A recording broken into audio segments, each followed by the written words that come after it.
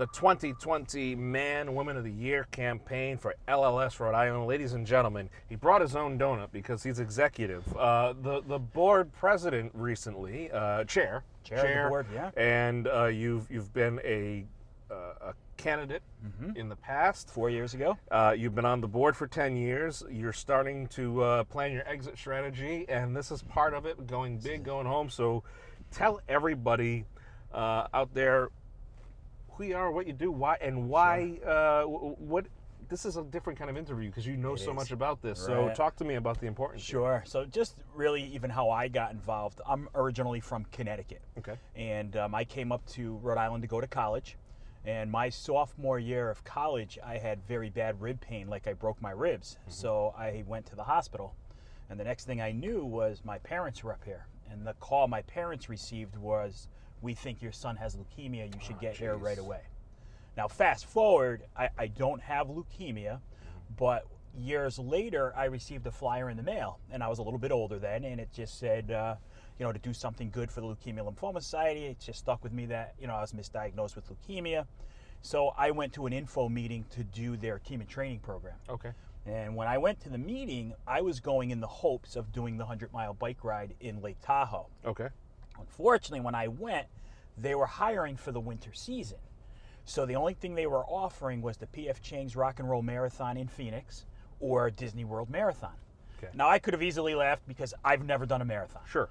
But the person from the Leukemia Society said, "Hey, why don't you stay and listen to the honored speaker?" So I stayed, and the honored speaker was the mom of an 11-year-old little girl from North Kingstown who was too sick to attend. So after I heard her mom speak, I said, I have to do this. Yeah. So I signed up to do the marathon. I went home that night and I told my wife I was at this meeting, and I asked her to come to the kickoff with me.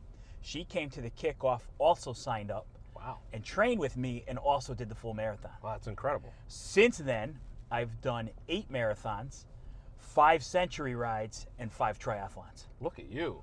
And I'm hoping to become a all-star Man of the Year. You have earned that donut. Thank you very much.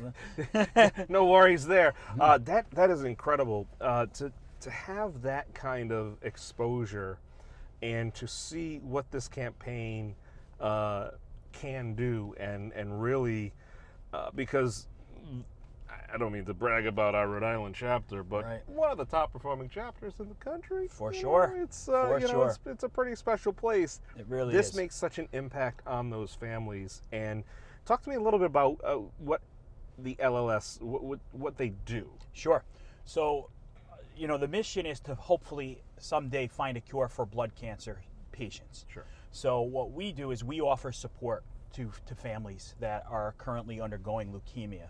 So we're an outlet for those families. Okay. So, one thing I say, I visit patients a lot in the hospital, and one of the things that I could do is offer support and hope. That's all I can do. Sure. But coming through the society, we can help with financial stipends, and we can do some other things for the families. Just having that person on the other end of the phone, whether it be one of the people who staff the phone banks or people who are involved, just to have somebody who says, okay, I understand what you're going through, meaning the process, whether you have firsthand experience or not, but being part of that agency and your whole point of the agency's existence is to be there to help and support, which is huge, is just unmeasurable if you're the person who's making the call. Sure. So that is incredible. What is your goal, and how do you plan to achieve that? So my goal is to raise a minimum of $50,000. Okay. And the reason that is one of the board president before me recently passed away. Okay. And I would like to get a grant in his name. Awesome. So one of the fundraising campaigns that I'm doing starts tomorrow, because tomorrow's the first day of the campaign. Sure. And I am honoring 70 local patients because it's a 70-day campaign. Oh, wow. 10 weeks. Nice. So every morning at 7 a.m. through social media, Facebook, LinkedIn, you will see a story about a local person that has gone through leukemia. Wow. So I have 70 people lined up, and that's the best way I can honor them. I'm calling it 70 honored patients, and I'm going to tell their story through them and also through pictures. That's incredible. Folks, if you're watching this and it's after the start date, You can just go back in the timeline history and see, exactly the different stories that are there. And it's rare that you don't know somebody, but just in case that happens, you're going to provide that connection, and offer that there. So we got that happening. Folks, go online, go help support. As is outgoing his final duties of his tenure. You've been doing it for a long time. 10 years. And you know what's great? In my 10 years, people are always like, what's in it for you? And to me, hopefully I have made a difference. And, cure rates are up since I've been involved. I mean, not to say that I had anything to do with that, but just, there are so many new treatments that are having people live longer. It's no longer a death sentence. It's more a different way of life. Sure.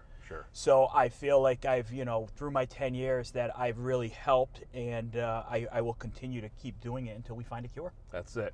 Sir, thanks so much for hopping in the car here, Rick. You can enjoy the rest of your donut in peace there, and get ready for your next marathon or next 100-mile ride or whatever. Actually, the next thing I have is I ride my bicycle all the time. So St. Patrick's Day, I take the day out of work every year. I ride my bicycle for 10 hours, 3 different bars. Look at that. Awesome. Folks, go find him online, follow him, and learn about those stories.